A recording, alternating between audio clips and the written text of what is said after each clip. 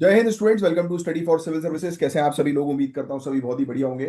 So guys, आज है 26 जून 2025 और आज के करंट अफेयर्स को हम लोग कवर करने वाले हैं। आप में से जो भी students UP PCS, UPSC, BPSC या किसी भी स्टेट पीएससी की तैयारी कर रहे हैं तो लेक्चर को एंड तक जरूर देखिएगा, क्योंकि यहाँ पर वो सभी न्यूज हम लोग कवर करते हैं जो आपके एग्जामिनेशन के लिए इंपॉर्टेंट होती हैं। और गाइज, ये है हमारे ज्ञान सर, और ज्ञान सर का स्पेशल पेड बैच आप लोगों के लिए अवेलेबल है। अगर आप UPPCS, BPSC, UKPSC, RO, BEO, UP triple SC exam या फिर इवन हरियाणा, राजस्थान या छत्तीसगढ़ पीएससी की तैयारी कर रहे हैं, तुरंत दिए गए नंबर पर कांटेक्ट करिए। एग्जाम किस एग्जाम की तैयारी कर रहे हैं बताइएगा और उस कोर्स से ज्वाइन हो जाइएगा, क्योंकि यहां पर प्रॉपर अंडरस्टैंडिंग के साथ आपकी तैयारी करवाई जाती है। हर एक कॉन्सेप्ट क्लियर करवाए जाते हैं, सिलेबस के अकॉर्डिंग तैयारी होती है, लेटेस्ट ट्रेंड को ध्यान में रखते हुए, लेटेस्ट ईयर्स के क्वेश्चन पेपर को ध्यान में रखते हुए ही आपकी प्रॉपर तैयारी करवाई जाती है, और जीरो से लेकर सिलेक्शन तक की तैयारी। तो फटाक से कॉल करो, और अगर आप बताओगे कि आप करंट अफेयर्स के लेक्चर्स को रेगुलरली फॉलो कर रहे हो तो आपको स्पेशल डिस्काउंट्स भी मिल सकते हैं। और चलिए, मैं आप लोग के कमेंट्स जो है वो देख लेता हूं एक बार, और साथ ही साथ जो भी नए स्टूडेंट्स हमारे साथ जुड़े हैं अपने साथ पेन और पेपर लेकर बैठिए। जो भी चीज मैं पढ़ाता हूं उसके कॉन्सेप्ट्स आपको ध्यान से जो है वो सुनना है, समझना है, और बीच बीच में जो चीज बोलूंगा लिखने के लिए वो नोट डाउन कर लेना, क्योंकि वही चीज आपके लिए एग्जामिनेशन के लिए इंपॉर्टेंट होगी। तो ये है सब टॉपिक्स जिनको हम लोग कवर अप करेंगे। कमेंट्स देख लेते हैं। Ayushi Singh, very good very good, बहुत फैंटास्टिक। श्रेया तिवारी, बहुत बढ़िया यार, बहुत बढ़िया। कुशल, बहुत बढ़िया। रेगुलरिटी कुशल भी मेंटेन कर रहे हैं, बहुत शानदार। रिंकी, जय हिंद। ऐसी रेगुलरिटी मेंटेन रखिए, आंसर्स दीजिए, मेनली आंसर्स देना इंपॉर्टेंट है। बहुत बढ़िया दीपांशी, मैं हमेशा प्रॉपर तरीके से चीजें एक्सप्लेन करता ही हूँ, आप रेगुलरली फॉलो कर रहे हैं, आपको पता ही है। राइट, बट क्या होता है कि कुछ स्टैटिक पोर्शन की जो चीजें होती हैं वो आपके जनरल स्टडीज के लिए इंपॉर्टेंट होती है, जो आपको जानना बहुत ज्यादा जरूरी है। इसलिए आपने तो ऑलरेडी कोर्स ले रखा है तो आपको चिंता करने की जरूरत नहीं, बस जीएस के सिलेबस को प्रॉपर फॉलो करते जाइए और यहाँ पर कॉन्सेप्ट ध्यान से जो है वो समझिए। Avinesh Yadav, very good, answers आ रहे हैं आपके भी। बॉबी यादव ने मेरे ख्याल से आज फर्स्ट टाइम जो है वो आंसर जो है वो दिया है इस चैनल पर, वेरी गुड। ऐसी अपनी रेगुलरिटी जो है मेंटेन करिए। आपने प्रीलिम्स मेंस का फुल पेड बैच भी ज्वाइन कर लिया है, बहुत ही अच्छी बात है, बहुत बढ़िया। और सिर्फ आप स्टडी फॉर सिविल सर्विसेज के मटेरियल रीड करती हो, बहुत बढ़िया, ऐसे ही करते रहा करो। क्योंकि पूरे कॉन्सेप्ट्स आपके क्लियर जो है वो रहने चाहिए, और एक बार कॉन्सेप्ट्स आपके क्लियर हो तो बस मल्टीपल टाइम्स रिवीजन करो, टेस्ट जो है वो दो। मोहम्मद रजा, वेरी गुड यार, बहुत बढ़िया। हिमांशु कश्यप ने भी आज आंसर जो है वो दिया है, ऐसी रेगुलरिटी मेंटेन करो, आंसर दो। श्वेता यादव, प्रीति मिश्रा, बहुत बढ़िया है। चलिए, तो अब बिना समय वेस्ट किए हम लोग जो है वो हमारे टॉपिक को जो है वो स्टार्ट जो है वो करेंगे। आपको बस बहुत ध्यान से जो है वो चीजों को सुनना है, कॉन्सेप्ट जो है वो समझना है। पहला टॉपिक हमारे लिए बड़ा ही इंपॉर्टेंट है, एविएशन सेफ्टी से रिलेटेड ये टॉपिक है। और ये टॉपिक क्यों आया है तो उसके बारे में मुझे आप लोग को बताने की जो है वो आवश्यकता नहीं है। आप जानते हैं कि एक बहुत बड़ी घटना अभी रिसेंटली अहमदाबाद में जो है वो घटी थी। राइट, एरोप्लेन जो है वो क्रैश हुआ था एयर इंडिया का। राइट, और उसके बारे में भी पहले भी हम लोग चर्चा जो है वो कर चुके हैं प्रीवियस क्लासेस में। ब्लैक बॉक्स के बारे में हमने जो है वो बात करी थी। क्या मुझे बता सकते हो ब्लैक बॉक्स के अंदर दो इंपॉर्टेंट कंपोनेंट्स होते हैं, उनके नाम कमेंट बॉक्स में लिख कर बताओ। तो अब ये जो टॉपिक है ये आपके जीएस पेपर 2 के लिए इंपॉर्टेंट है। डीजीसीए इनके द्वारा की जा रही एक स्पेशल ऑडिट, जो इंडिया के सिविल एविएशन सेक्टर में सेफ्टी स्टैंडर्ड्स को मजबूत करने के लिए शुरू की गई है। आपको क्या लगता है कि कौन सी एजेंसी इंडिया में सिविल एविएशन सेफ्टी को मॉनिटर करती है? ऐसे क्वेश्चन आते हैं तो यस, आंसर वही है, directorate general of civil aviation, DGCA, याद रखिएगा। डीजीसीए ये एक ऐसी अथॉरिटी है जो हमारी कंट्री के अंदर एविएशन सेफ्टी पर जो है वो ध्यान देती है। तो इन्होंने एक कॉम्प्रिहेंसिव सोशल ऑडिट जो है वो शुरू किया है। ये हालांकि ये लिखने, इससे रिलेटेड नोट्स बनाने की जरूरत नहीं है, सिर्फ सुनिएगा इस टॉपिक को, जब बोलूंगा तो उससे रिलेटेड नोट्स बना लेना। ये चीज जरूर ध्यान में रखना कि हमारे यहाँ पर सिविल एविएशन के लिए जो है वो डीजीसीए रिस्पॉन्सिबल होती है। ये उसकी सेफ्टी जो है वो देखती है, मॉनिटर करती है कि हर चीज सेफ है कि नहीं है। राइट, और जब भी कोई दुर्घटना होती है तो उस दुर्घटना में क्या लैप्सेस हुए थे, क्या प्रॉब्लम्स आई थी, उसको ध्यान में रखते हुए फर्दर सेफ्टी को जो है वो बढ़ाया जाता है। और यही अभी ऑडिटिंग कर रही है, मॉनिटर कर रही है पूरी घटना को। डीजीसीए ने कॉम्प्रिहेंसिव स्पेशल ऑडिट लॉन्च किया है जिसका मेन ऑब्जेक्टिव यही है कि सेफ्टी को इंश्योर करना, रेगुलेटरी कंप्लाइंसेस को मॉनिटर करना कि एयरलाइंस जो है वो प्रॉपर तरीके से रूल्स रेगुलेशंस फॉलो कर रही हैं कि नहीं कर रही, और ऑपरेशनल एफिशिएंसी को इंप्रूव करना कि और बेहतर तरीके से अपनी सही कैपेसिटी में सेफ्टी स्टैंडर्ड्स को ध्यान में रखते हुए एयरलाइंस जो है वो ऑपरेट करें। अब ये ऑडिट सिर्फ एक या दो जगहों तक सीमित नहीं है, ये दिल्ली, मुंबई, बेंगलुरु, चेन्नई, कोलकाता जैसी बड़ी सिटीज में हो रहे हैं। इसमें चेक किया जा रहा है एयरलाइंस को, ट्रेनिंग सेंटर्स को, मेंटेनेंस यूनिट को, एयरपोर्ट्स को, ग्राउंड हैंडलिंग एजेंसीज को, सबको ओवरऑल चेक किया जा रहा है कि सभी लोग प्रॉपर तरीके से चीजों को फॉलो कर रहे हैं कि नहीं कर रहे हैं। जो भी कंपनी इस ऑडिट में फेल होती हैं उन्हें 15 दिन के अंदर करेक्टिव एक्शन प्लान सबमिट करना होगा। अगर ये नहीं किया तो डीजीसीए उनका लाइसेंस कैंसिल कर सकती है या फिर पेनाल्टीज इंपोज कर सकती है।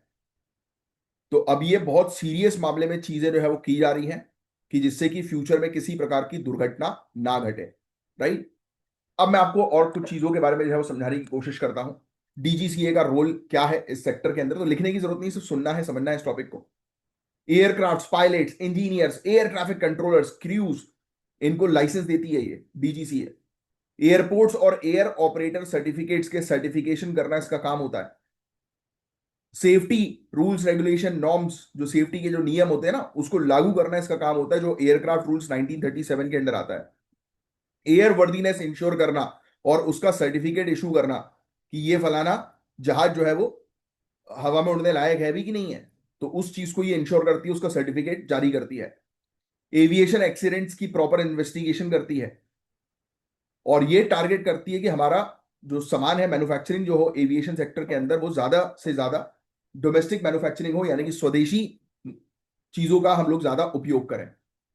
और डीजीसीए का लिंक जो है वो इंटरनेशनल सिविल एविएशन ऑर्गेनाइजेशन जैसे ग्लोबल बॉडीज के साथ भी है, और ये यूएसओएपी ऑडिट प्रोग्राम में पार्टिसिपेट जो है वो करता है, universal safety oversight audit program जिसको हम लोग कहते हैं। राइट। अभी आज के लिए आपका टास्क है, ये लिख लो, हालांकि ये टास्क पहले भी दिया था मैंने आपको, इंटरनेशनल सिविल एविएशन ऑर्गेनाइजेशन, इसके बारे में आप लोग को जो है वो पढ़ना है। तो मैंने आपके इसके इंपॉर्टेंट रोल्स के बारे में, देखो ये लिखा हुआ है, मैंने आपको ऑलरेडी जो है बता ही दिए हैं, ये रिपीट हुआ है इसके पूरे रूल्स। नेक्स्ट, अब स्पेशल ऑडिट का स्कोप क्या है। ये ऑडिट शेड्यूल्ड और नॉन शेड्यूल्ड ऑपरेटर्स के हैं। मेंटेनेंस, रिपेयर, ओवरऑल यूनिट्स को जो है वो देखा जाएगा। फ्लाइंग ट्रेनिंग ऑर्गेनाइजेशंस को देखा जाएगा। ग्राउंड हैंडलिंग कंपनीज कौन सी हैं, वो सही तरीके से काम कर रही है कि नहीं कर रही, उसको मॉनिटर किया जाएगा। एरोड्रोम में जो भी लोग काम करते हैं उनको चेक किया जाएगा। राइट। नेविगेशन सर्विस प्रोवाइडर्स को भी जो है वो मॉनिटर किया जाएगा। तो इन सब चीजों को जो है वो मॉनिटर करने का इसका काम होता है। तो लिखने की आपको जो है वो जरूरत नहीं है, और मैंने आपको ऑलरेडी बता दिया कि मेजर सिटीज में ये ऑडिट जो है वो हो रहे हैं, मेजर सिटीज के एयरपोर्ट्स वगैरह में। टेक्नोलॉजी प्रोवाइडर और इमरजेंसी सिस्टम भी इस ऑडिट का पार्ट है, जिससे end to end safety ensure हो सके। बट एविएशन सेक्टर में गाइस काफी चैलेंजेस भी आज की डेट में हम लोग को देखने को मिलते हैं, जैसे इंफ्रास्ट्रक्चर का चैलेंज, ट्रेनिंग पर स्ट्रेस होता है, क्रू की फटीग, यानी कि घंटों घंटों तक जो है वो पायलट्स को जो है फ्लाई करने दिया जाता है, उनका कोई टाइमिंग होता भी नहीं है, कभी भी उनको जो है बुलवा लिया जाता है। राइट। कई बार प्रॉपर ट्रेनिंग नहीं दी जाती है, कई बार मेंटेनेंस प्रॉपर नहीं हो पाता है जहाज का उड़ने से पहले। ग्राउंड के अंदर हैंडलिंग और कार्गो सर्विसेज में सेफ्टी लैप्सेस होते हैं। कई बार जहाज जो है वो अपना, यानी कि वो एयरलाइन कंपनी जो है वो अपने पैसे और बनाने के चक्कर में ओवरलोड कर देती है प्लेन को। राइट। ऐसी गलतियां भी होती, कई बार प्लेन ओवरलोड रहता है बट उसको ऑन पेपर शो नहीं किया जाता, उसको क्लियर करके आगे भेज दिया जाता है कि ये उड़ने के लिए जो है वो रेडी है, ऐसी गफलेबाजी भी होती है। फिर इसके अलावा ICAO, international civil aviation organization, इसके प्रेशर से मॉनिटरिंग और स्ट्रिक्ट हो गई है। तो लूप होल्स बहुत सारे हैं, वही सब एयरलाइन कंपनी जो है वो देखती है, क्योंकि उनको तो प्रॉफिट बनाना है अपना, और उनके थोड़े से प्रॉफिट के कारण जो है वो लोगों की जान जो है वो चली जाती है। मेजर एक्सीडेंट जो है वो हो जाते हैं, जैसे अभी अहमदाबाद के अंदर हम लोग को देखने को मिला। अभी हालांकि इस पर फाइनल रिपोर्ट तो आई नहीं है, बट काफी सारी अलग अलग जगह से जो रिपोर्ट्स जो आ रही हैं अलग अलग एक्सपर्ट्स के द्वारा, तो उसमें यही बताया जा रहा है कि इसमें शायद हो सकता है कि ओवरलोड किया गया फ्लाइट के अंदर, और प्रॉपर इसके उड़ान भरने से पहले इसका प्रॉपर चेक नहीं हुआ। डीजीसीए की इंस्टीट्यूशन कैपेसिटी को एआई और एनालिटिक्स के थ्रू एनहेंस करना अब इनका ऑब्जेक्टिव है, यानी कि अब आने वाले समय में डीजीसीए जो है वो आर्टिफिशियल इंटेलिजेंस का भी सहारा जो है वो लेगी, जो कि बहुत जरूरी है आज की डेट में। स्वदेशी रिसर्च एंड डेवलपमेंट को सपोर्ट करना जरूरी है। Regular risk based audit schedule तय करना जरूरी है, कि समय समय पर जो है वो रिस्क बेस्ड ऑडिट होना चाहिए, मॉनिटरिंग होना चाहिए। ट्रांसपेरेंसी बढ़ाना जरूरी है, और भी काफी सारे लोग जो एविएशन सेक्टर से बिलोंग करते हैं उनको भी शामिल करो, उनकी भी एक्सपर्ट एडवाइस लो। राइट। तो ये टॉपिक गाइस बड़ा ही इंपॉर्टेंट है, और सिविल एविएशन या एविएशन सेफ्टी से रिलेटेड आपके मेंस में भी क्वेश्चन जो है वो पूछे जा सकते हैं। प्रीलिम्स में तो आएंगे ही आएंगे, डीजीसीए से रिलेटेड क्वेश्चन आ सकते हैं। राइट। ब्लैक बॉक्स से रिलेटेड जो है वो क्वेश्चन आ सकते हैं, तो इसके बारे में प्रिपेयर रहिए, राइट। आईसीएओ से रिलेटेड क्वेश्चन आ सकते हैं, राइट। चलिए, अब नेक्स्ट टॉपिक की तरफ आगे बढ़े। तो ये टॉपिक भी आपको पता ही है, कुछ दिनों से हम लोग कवर कर रहे हैं, रिपीट हुआ ये वाला टॉपिक भी। एक प्रकार से इसराइल और ईरान के बीच में कॉन्फ्लिक्ट चल रहा है, याद करो। लगातार हम लोग पिछले एक हफ्ते से इसराइल ईरान कॉन्फ्लिक्ट, अहमदाबाद के एक्सीडेंट के बारे में बात कर ही रहे हैं। और आपको याद हो तो मैंने आपको ये वाली चीज भी बताई थी कि इस कॉन्फ्लिक्ट के चलते जो है वो पेट्रोलियम के प्राइसेस जो है वो हाई होंगे, ऑयल के प्राइसेस जो है वो हाई होंगे, राइट, क्योंकि सप्लाई चेन जो है वो डिस्टर्ब हो रही है। उसी से जुड़ा ये टॉपिक है गाइस। तो हम डिस्कस करेंगे इंटरनेशनल क्राइसिस के बारे में, जो सिर्फ जियो पॉलिटिकल नहीं बल्कि इंडिया की इकोनॉमिक और स्ट्रेटेजिक इंटरेस्ट को भी डीपली इंपैक्ट करता है। वेस्ट एशिया एनर्जी टर्मोइल, लिखने की आपको जरूरत नहीं है। अगर स्ट्रेट ऑफ हॉर्मूज बंद हो जाए, क्या मुझे बता सकते हो स्ट्रेट ऑफ हॉर्मूज कहां पर है? अभी कभी नीचे कमेंट बॉक्स में लिखकर, इसके बारे में पहले भी मैं कई बार आपको बता चुका हूं। अगर आपको पता है स्ट्रेट ऑफ हॉर्मूज बंद हो जाएगा ना, तो इंडिया पर क्या प्रभाव पड़ेगा पता है आपको? 40 से 50% एनर्जी का सप्लाई इसी रूट से आता है। और अगर ये रूट डिस्टर्ब हो जाए तो हमारे पास ऑयल्स नहीं आएंगे, और ऑयल नहीं आएंगे तो डिमांड सप्लाई का गैप, डिमांड ज्यादा है सप्लाई कम होगी तो प्राइसेस क्या होंगे? इंक्रीज होंगे। As simple as that economics के लिए। तो इसराइल ईरान कॉन्फ्लिक्ट जो है वो बढ़ चुका ही है, आप जानते ही हैं। स्ट्रेट ऑफ हॉर्मूज का ब्लॉकेड होने का खतरा भी बढ़ गया है। पूरे दुनिया भर के ऑयल मार्केट में सप्लाई डिस्टर्ब हो रही है, और प्राइस वोलाटिलिटी का रिस्क भी बढ़ रहा है कि प्राइस बढ़ सकते हैं। इसका सीधा असर इंडिया जैसी ऑयल इंपोर्ट डिपेंडेंट देश पर पड़ेगा। तो क्या इंपॉर्टेंस है स्ट्रेट ऑफ हॉर्मूज की, ये आपको जो है वो समझना जरूरी है। मैंने आपको इसके बारे में बता ही दिया ऑलरेडी, राइट। इश्यूज जो है वो लगातार चल ही रहे हैं। एक मिनट रुकना, ये पहले ये समझते हैं। तो देखो यार, स्ट्रेट ऑफ हॉर्मूज जो है ये एक चोक पॉइंट है जहां से 20% से ज्यादा पूरे दुनिया भर का ऑयल शिपमेंट होता है, बट 40 से 60% तक जो है वो जाता है ये। और अगर ये बंद हो जाए तो तेल की कीमत स्काई रॉकेट हो जाएंगी, सप्लाई चेन ब्रेकडाउन हो सकती है, इंश्योरेंस और ट्रांसपोर्ट कॉस्ट जो है वो डबल हो सकती है। अब जियोपॉलिटिक्स पे असर जो है वो किस तरीके का हम लोग को जो है वो देखने को मिल रहा है। अगर हम बात करें गल्फ कंट्रीज जैसे कि UAE, Saudi Arabia, right, China, Russia जैसी इमर्जिंग पावर्स के बारे में बात करें, राइट, तो हो क्या रहा है कि ये सब इन सब कंट्रीज के करीब जा रही हैं। गल्फ कंट्रीज किन के करीब? चाइना रशिया जैसी कंट्रीज के करीब। ध्यान जो है वो इन कंट्रीज के ऊपर ज्यादा खिंचता हुआ जा रहा है। यूएसए का इन्फ्लुएंस जो है वो ग्रेजुअली इस क्षेत्र में, मिडिल ईस्ट की बात करें या फिर सेंट्रल एशिया की बात करें, यहां पर गिरता जा रहा है। और ईरान को सपोर्ट करते हैं कुछ मिलिशियास, इंसर्जेंट ग्रुप्स, है ना, इनका रोल भी काफी एक्टिव हो गया, जिसके कारण डिस्टर्बेंस जो है वो और क्रिएट हो सकता है। इससे पहले भी स्थिति जो है वो खराब हुई थी। अगर इसके बारे में हम लोग जो है वो चर्चा करें, थोड़ा सा समझने की कोशिश करें, जो मैं आपको पहले ही बता चुका हूं। 1973 में अरब ऑयल एम्बार्गो ने दिखाया कि एनर्जी को आप वेपन की तरह यूज कर सकते हो, क्योंकि अब इन इन कंट्रीज के पास जो है वो तेल के कुएं हैं। अगर ये बंद कर देंगे सप्लाई करना, तो पूरे दुनिया भर में जो है वो मार्केट बुरी तरह से खराब हो जाएगा, क्योंकि मार्केट ऑयल के ऊपर डिपेंडेंट है, फॉसिल फ्यूल्स के ऊपर डिपेंडेंट है। बोलो हाँ या ना? कोल्ड वॉर में यूएस और यूएसएसआर के बीच में जो लड़ाई लड़ी गई थी, इसने वेस्ट एशिया के अलायंसेस को जो है वो शेप किया था, कि वेस्ट एशियन बढ़ गया था ना। कंट्रीज जो है वो तीन पार्ट्स में डिवाइड हो गई थी। एक पार्ट यूएसए की तरफ चला गया, एक पार्ट रशिया की तरफ चला गया, एक पार्ट नाम, नॉन अलाइंग मूवमेंट, जिसको हमने सपोर्ट किया। Iran Iraq war, Gulf wars, Arab Israel जो कॉन्फ्लिक्ट्स हुए, इसने लॉन्ग टर्म इंस्टेबिलिटी जो है वो क्रिएट की थी। और अब देखिए, अब ईरान और इसराइल के बीच में ये इशू जो है वो आ रहा है, और इसमें भी सेम यही हो रहा है कि कंट्रीज जो है वो डिवाइड हो रही हैं। कुछ सपोर्ट कर रही है इसराइल को, कुछ सपोर्ट कर रही है ईरान को, राइट।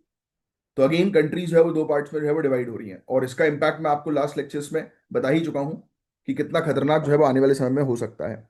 पूरे दुनिया भर में अगर हम डिमांड की बात करें ना, तो 100 मिलियन बैरल्स पर डे की आज भी डिमांड हम लोग को जो है वो देखने को मिल रही है पूरे दुनिया भर में। ऑयल की demand 100 million barrels daily. Gulf countries जो है वो प्रोड्यूस करती है 1/3 पूरे दुनिया भर के ऑयल को, ये बात आप जानते ही हैं, ये पहले भी मैं आपको जो है बता ही चुका हूं। ईरान ने 20 लाख बैरल पर डे की सप्लाई जो है वो, मतलब अगर ये इशू चल रहा है तो 20 लाख बैरल पर डे की सप्लाई ईरान की तरफ से जो है वो डिस्टर्ब हो जाएगी, और इसको रिप्लेस करना मुश्किल है। ट्रांसपोर्टेशन कॉस्ट जो है वो बढ़ेगा ही बढ़ेगा। तो यही सब चीजें यहां पर बताने की जो है वो कोशिश जो है वो की गई है कि क्या क्या रिस्क हम लोग को जो है वो देखने को मिल सकते हैं। ऑयल इंपोर्ट डिसरप्शन से महंगाई बढ़ेगी, इन्फ्लेशन बढ़ेगा, फूड ट्रांसपोर्ट मैन्युफैक्चरिंग सब इफेक्ट होंगे। छाबर पोर्ट, आईएनएसटीसी, आईएमईसी, ऐसे इंडियन प्रोजेक्ट्स डिले जो है वो हो सकते हैं। और आपको पता है हमारा ह्यूज इन्वेस्टमेंट इन सब प्रोजेक्ट्स में जो है वो हमने लगाया हुआ है। इसराइल और ईरान के बीच में डिप्लोमेटिक बैलेंस मेंटेन करना टफ हो रहा है, बातचीत क्योंकि ये कर नहीं रहे एक दूसरे के ऊपर, इन्होंने कीचड़ उछाली दिया, जो मैं आपको पहले भी एक्सप्लेन कर चुका हूं। गल्फ में काम करने वाले इंडियंस के रेमिटेंसेस जो है वो गिर सकते हैं, क्योंकि वो यहां से वहां से पैसे ही नहीं भेज पाएंगे, क्योंकि वो बेचारे खुद ही नहीं कमा पाएंगे इस डिस्टर्बेंस के कारण। इंडिया डाइवर्सिफाई कर सकता है अपनी एनर्जी सप्लाई को, ये हम लोग करेंगे तो हमें फायदा थोड़ा मिल सकता है। स्ट्रेटेजिक पेट्रोलियम रिजर्व्स को हमें एक्सपेंड करना जो है वो आज की डेट में जो है वो जरूरी है। बस यही चीज इन्होंने यहाँ पर जो है वो बताने की कोशिश करी इस पर्टिकुलर पूरे टॉपिक में। टॉपिक समझ में आया आपको? बस यही था कि भाई टॉपिक हम लोग को यही देखने को मिल रहा है कि इसराइल और ईरान के कॉन्फ्लिक्ट के चलते स्ट्रेट ऑफ हॉर्मुज का क्लोज होना बुरी तरह से जो है वो ऑयल सप्लाई को जो है वो खराब कर सकता है। लिखने की कोई जरूरत नहीं, सिर्फ सुनने वाला टॉपिक था ये, ठीक है। और इसलिए हम लोग जो है वो आज की डेट में दूसरी कंट्रीज की तरफ जो है वो देख रहे हैं कि कल को यहाँ पर ऑयल आना यहाँ से बंद हो जाए तो हम एटलीस्ट दूसरी कंट्री से, मतलब दूसरी सब्स्टिट्यूट के थ्रू जो है वो हम लोग मंगवा लें, है ना। और यहाँ पर मिलिट्री कन्फ्रंट्रेशन बढ़ता जा रहा है, राइट, बुरी तरह से। इसराइल ने एयर स्ट्राइक करी ईरान की न्यूक्लियर फैसिलिटीज के ऊपर, याद करो हमने डिस्कस भी किया था इसके बारे में, है ना। ईरान जो है वो अटेम्प्ट कर रहा है कि वो स्ट्रेट ऑफ हॉर्मुज को जो है वो बंद कर देगा, और जिससे पूरे दुनिया भर में ऑयल सप्लाई जो है वो डिसरप्ट हो जाएगा, राइट। तो बहुत बुरी स्थिति जो है वो चल रही है। ईरान और उसके मिलिशियाज की बात करें हम लोग, यानी कि कंट्रीज आपस में जो है वो डिवाइड हो गई, लड़ रही हैं एक दूसरे के ऊपर। और ये पहले भी यूएसए और यूएसएसआर के बीच में जो कोल्ड वॉर का इशू हुआ था, तो उसमें भी ये सेम चीज देखने को मिली। 1973 के अरब ऑयल एम्बार्गो में भी ये चीज हम लोग को जो है वो देखने को मिली।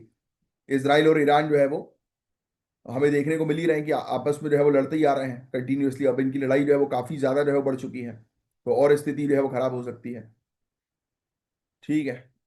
गल्फ कंट्रीज जो है वो बेसिकली चाइना रशिया की तरफ जो है वो ज्यादा जो है वो देख रही हैं। ब्रिक्स और एससीओ में इनकी बातचीत हम लोग को जो है वो देखने को मिली। इन्फ्लुएंस जो है यूनाइटेड स्टेट्स का जो है वो कम हो गया है इस क्षेत्र में। एनर्जी को आज की डेट में जो है वो वेपन जो है वो बनाया जा रहा है। समझ में आ रही है पूरी बातें आपको, जो चीज मैंने आपको बताई? एनर्जी का प्रेशर, मिलिट्री एस्केलेशंस, कंट्रीज आपस में लड़ने के लिए जो है वो उत्सुक हो रही हैं, तो ये चीजें हैं। यूएस का स्ट्रैटेजिक शिफ्ट जो है वो देखने को मिल रहा है। आप नहीं देखो, यूएसए का स्ट्रैटेजिक शिफ्ट नहीं है।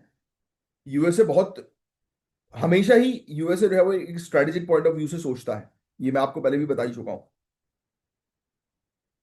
तो उसका ईगो जो है वो ईरान से भिड़ा हुआ था, तो इसलिए वो इसराइल के कंधे पे बंदूक लगाकर ईरान को खत्म करने की कोशिश कर रहा है।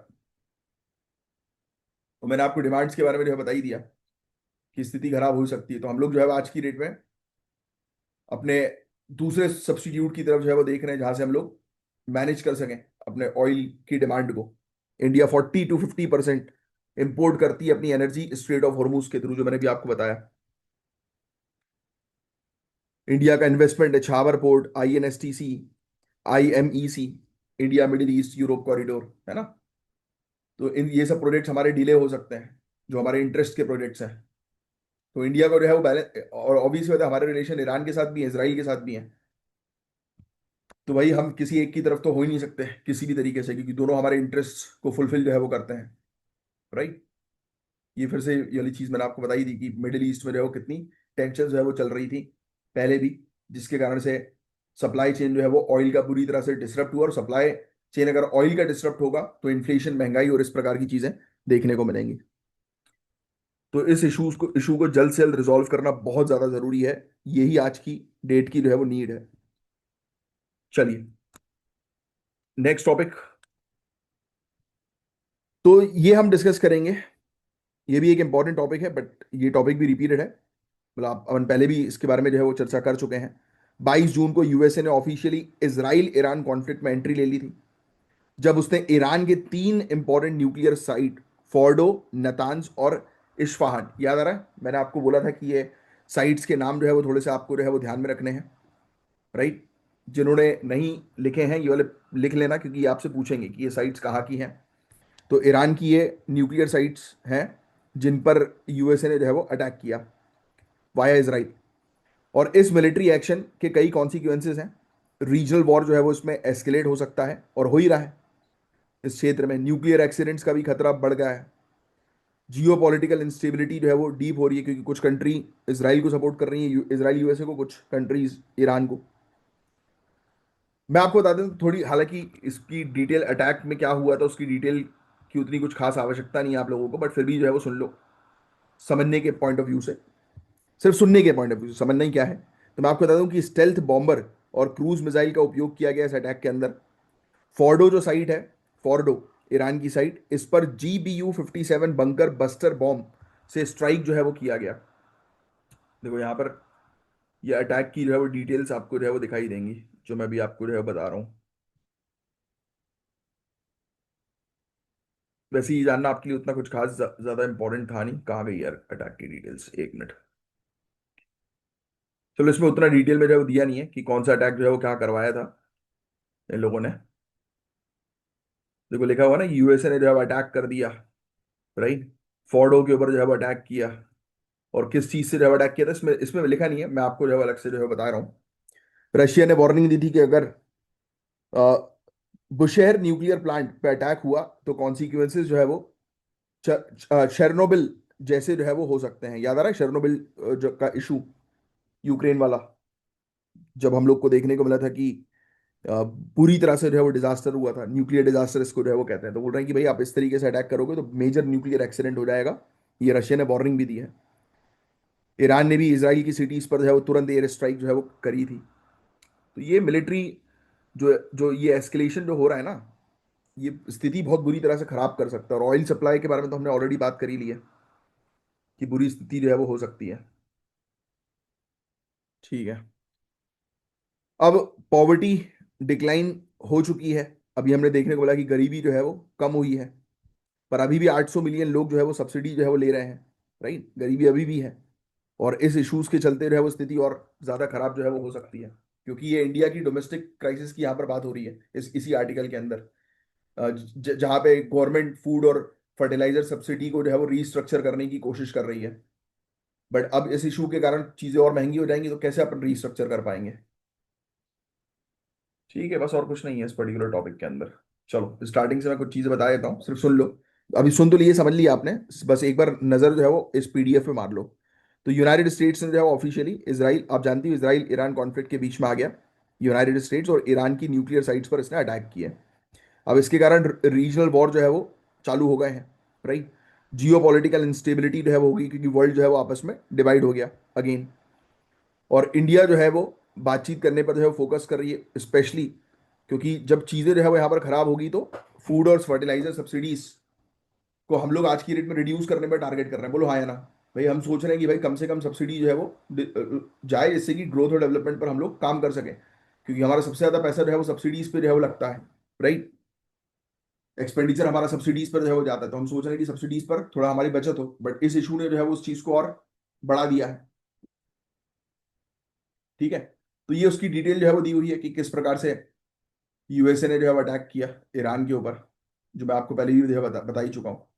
इंटरनेशनल एटॉमिक एनर्जी एजेंसी, याद है, इनके द्वारा जो है वो कहा गया था कि ईरान जो है वो न्यूक्लियर वेपन जो है वो क्रिएट कर रहा है। यूरानियम एनरिचमेंट उसने जो है वो 60% से ज्यादा बढ़ा दिया है ना। लगातार पढ़ रहे हैं हम लोग तो ये सब चीजें, आप जानते ही हैं।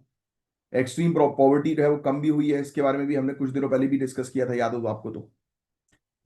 बट अभी भी काफी सारे लोग जो है वो गरीबी में जी रहे हैं। फूड सब्सिडी जो है ये अगेन अभी भी काफी ज्यादा, ये आंकड़े याद रखने की आप लोग को आवश्यकता नहीं है।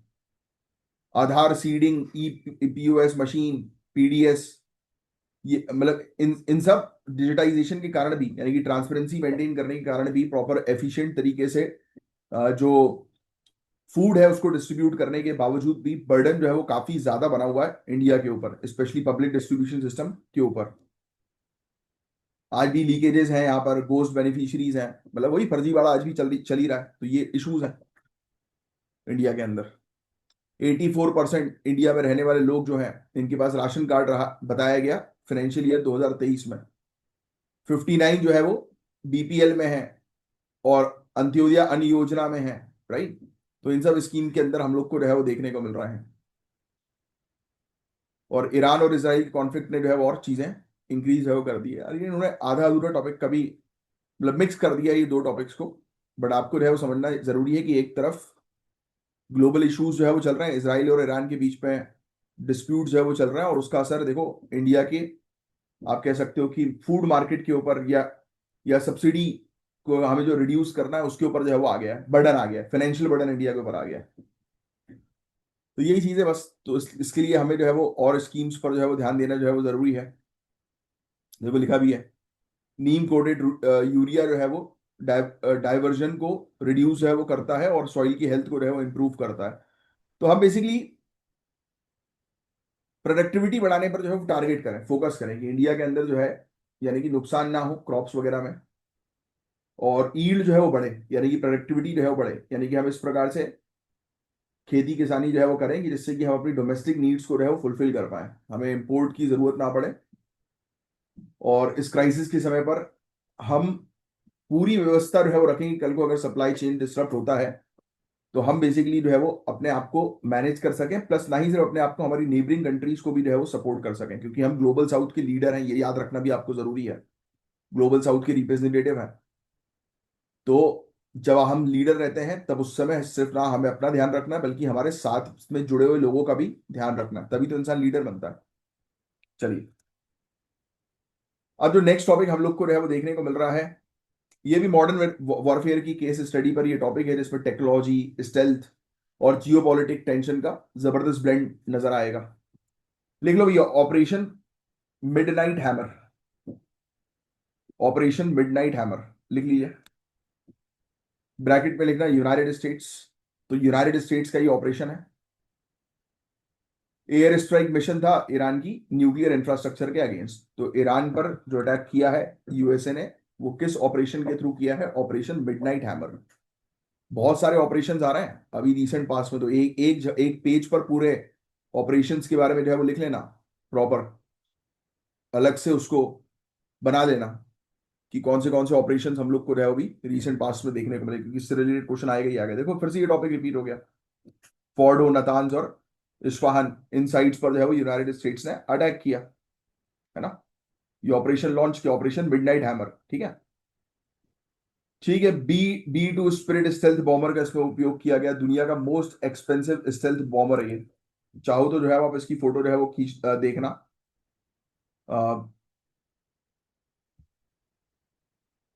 ये GBU-57 massive ordnance penetrators, bunker busting bombs, इनकी फोटो जो है वो देखिएगा आपकी, ये कैसे जो है वो दिखाई देता है, तो और इंटरेस्ट जो है वो आपको बनेगा।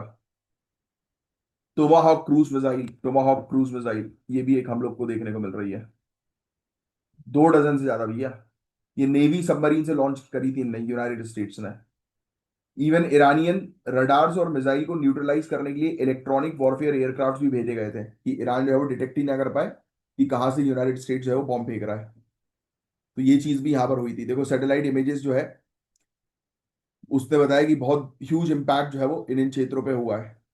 एक क्रेटर जो है, गड्ढा जो है वो बन गया वहां पर अटैक के बाद। ये देखो मैं बता रहा था, B2 स्पिरिट स्टेल्थ बॉम्बर, ये भी बड़ा खतरनाक है और बहुत बहुत एक्सपेंसिव है ये। ठीक है, तो इतना डिटेल में जाने की जरूरत नहीं है। 6,000 नॉटिकल माइल्स रेंज तक पहुंच जाता है रिफ्यूलिंग किए बिना। 40,000 पाउंड की कैपेसिटी अपने साथ रख सकता है ये। न्यूक्लियर डिलीवरी के लिए भी केपेबल है ये। लीबिया, अफगानिस्तान से लेके अब ईरान तक डिप्लॉय जो है वो कर सकता है अपने वॉरहेड्स को। देखो लिखा है, एक यूनिट जो है वो इसकी $2.1 बिलियन की आती है। मोस्ट एक्सपेंसिव मिलिट्री एयरक्राफ्ट है ये, देखना इसकी photo. B2 spirits stealth bomber, Northrop Grumman के द्वारा जो है वो उसको बनाया गया। B2 स्पिरिट जो है वो यूनाइटेड स्टेट्स की एयरफोर्स का most advance strategic stealth bomber है। 1980s में इसको डिजाइन किया गया था। ठीक है, न्यूक्लियर वॉरहेड्स तक कैरी करके जो है वो ले जा सकता है। फिर जैसे ही अटैक हुआ, ईरान ने भी रिटालिएट किया, ईरान ने जो है वो इसराइल की सिटीज पर जो है अटैक कर दिया। तो ये ईरान और इसराइल के टॉपिक जो है वो लगातार आते ही रहेंगे। तो आपको एग्जैक्टली कौन सा बॉम्ब जो है वो डाला गया है, कौन सा क्या किएगा, उतना कुछ खास जो है वो इंपॉर्टेंट नहीं है, बट हाँ ये सब थोड़े से ये इंपॉर्टेंट हो जाते हैं समझने के लिए कि भाई ये किसका किसकी टेक्नोलॉजी है, किसका एयरक्राफ्ट है, जैसे B2 स्पिरिट स्टेल्थ बॉम्बर है ना, जैसे डूम्सडे प्लेन मैंने आपको पढ़ाया था। वैसे ही कुछ चीजें जो लगातार रिपीटेड हो रही है ना, तो बस वो आप थोड़ा सा ध्यान में रखिए, वो मैं आपको बता दूंगा कौन सा ध्यान में रखना है। B2 तो जरूर ध्यान में रखिएगा आप। ठीक है, बाकी और कुछ नहीं खास इस टॉपिक के अंदर।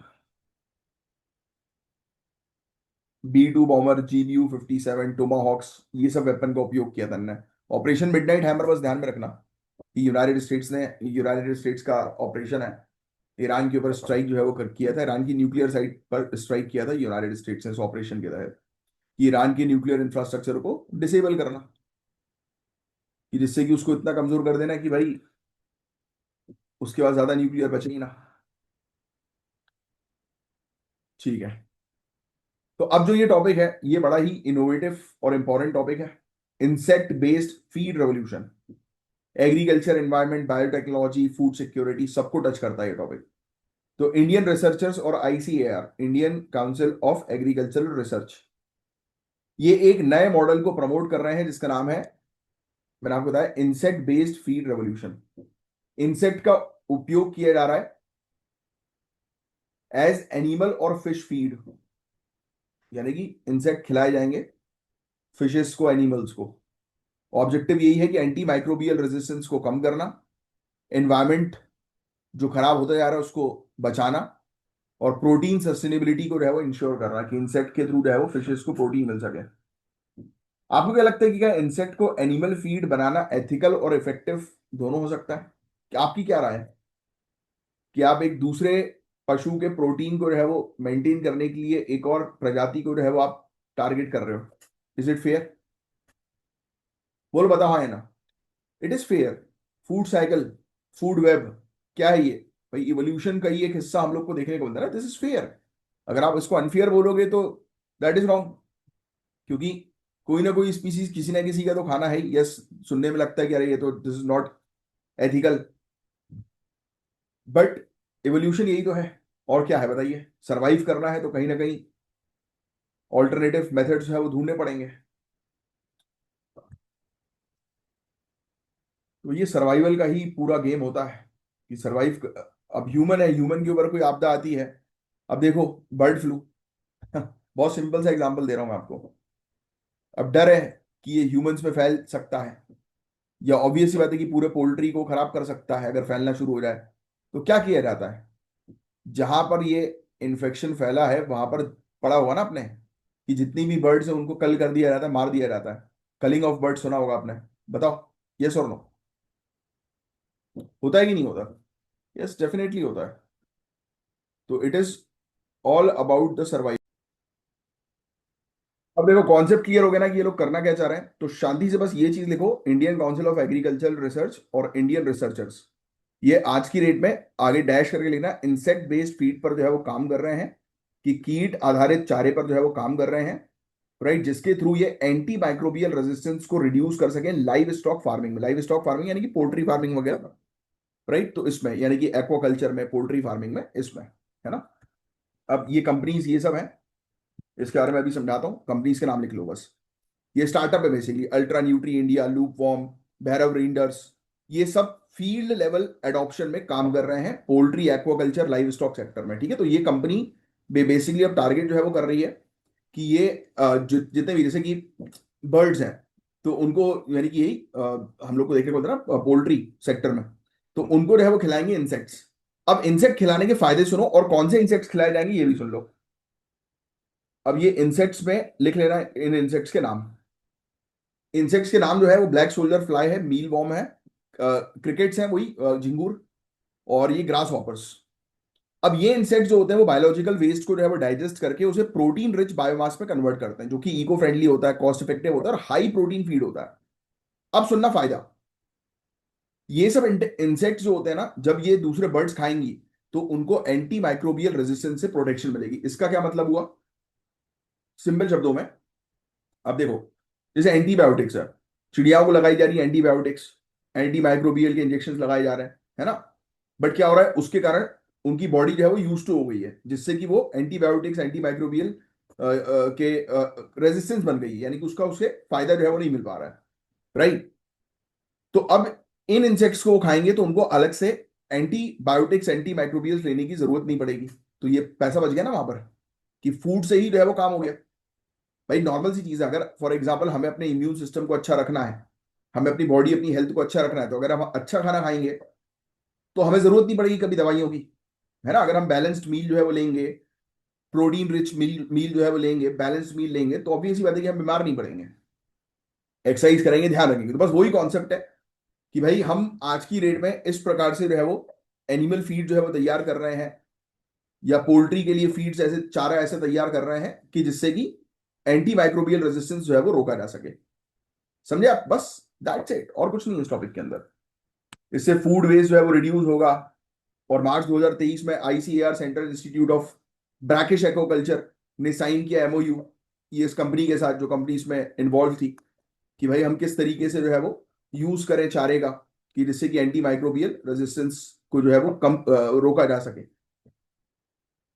ठीक है, बस दैट्स इट। चैलेंजेस भी इसमें जो है वो काफी हम लोग को जो है वो देखने को मिलते हैं, बट वो सब आपको याद रखने की जरूरत नहीं है। रिसर्च के बारे में बस जो है वो आपको पता होना चाहिए।